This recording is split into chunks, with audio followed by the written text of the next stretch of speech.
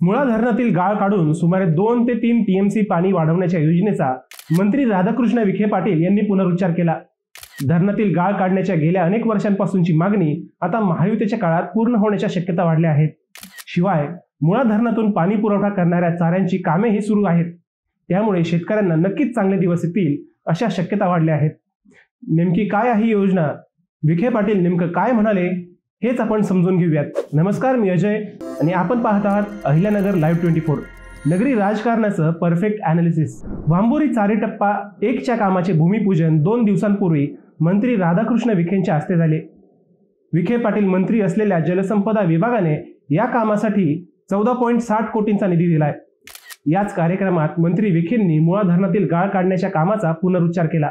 ते म्हणाले, वांबोरी चारीच्या कामासाठी स्वर्गीय शिवाजीराव कर्डिले यांचा पाठपुरावा होता। पद्मभूषण डॉक्टर बाळासाहेब विखे पाटील व लोकनेते गोपीनाथ मुंडे यांच्या माध्यमातून कामाला गती मिळाली होती। मुळा धरणाच्या 52 किलोमीटर लांबीच्या कालव्यांची अवस्था जीर्ण आहे। कालव्याच्या अस्तरीकरणाच्या कामासाठी यापूर्वीच 110 कोटींचा निधी मंजूर करण्यात आला आहे।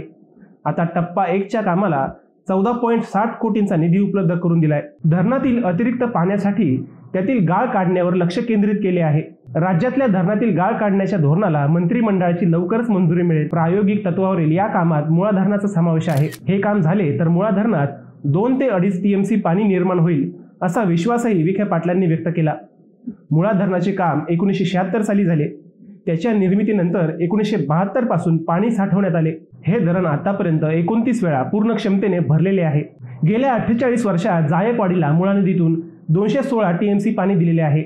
पाणलोट क्षेत्रातून पाण्याबरोबर वाहत आलेल्या माती मिश्रित गाळामुळे धरणाची साठवण क्षमता तब्बल 2.5 ते 3 टीएमसीने कमी झालेली आहे। त्यामुळे धरणातील गाळ काढून पूर्ण क्षमता प्रस्थापित करण्याची गरज निर्माण झाली होती।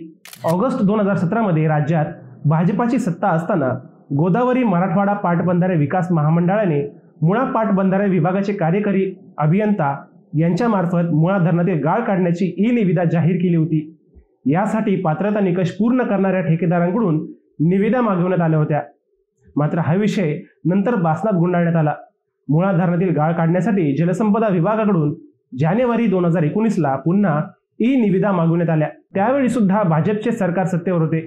नगरच्या मुळा पाटबंधारे विभागाकडून पुन्हा नव्याने ई-निविदेत ठेकेदाराने अंदाजित रक्कम नमूद करण्याचे म्हटले होते। मुळा धरणातील गाळ व गाळ मिश्रित वाळू यांत्रिकी मशिनरीच्या जलाशयाची म्हणजेच धरणाची जलसाठा क्षमता पुनर्स्थापित करण्याचे म्हटले होते। दिनांक 6 फेब्रुवारी 2019 पर्यंत निविदा मागवण्यात आल्या होत्या। मात्र निविदा 50 लाख रुपयांच्या दरम्यान असल्याने शासन स्तरावर त्या रद्द करण्यात आल्या।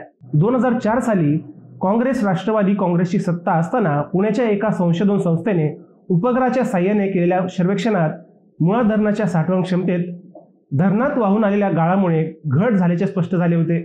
संस्थेने तसा अहवाल तत्कालीन सरकारला दिला, मात्र त्यावर चालढकल करण्यात आली। भाजप शिवसेना युतीची सत्ता असताना तत्कालीन मुख्यमंत्र्यांच्या निर्देशानुसार 31 मार्च 2017 ला सरकार निर्णयानुसार राज्यातील महत्त्वाच्या प्रकल्पातील गाळ काढण्यासाठी कालबद्ध कार्यक्रम आखणीसाठी समिती गठीत करण्यात आली। साचलेला गाळ काढण्यासाठी राज्यातील उजनी जायकवाडी सारख्या मोठ्या प्रकल्पासह नगर जिल्ह्यातील मुळा धरण प्रकल्पाचाही समावेश होता।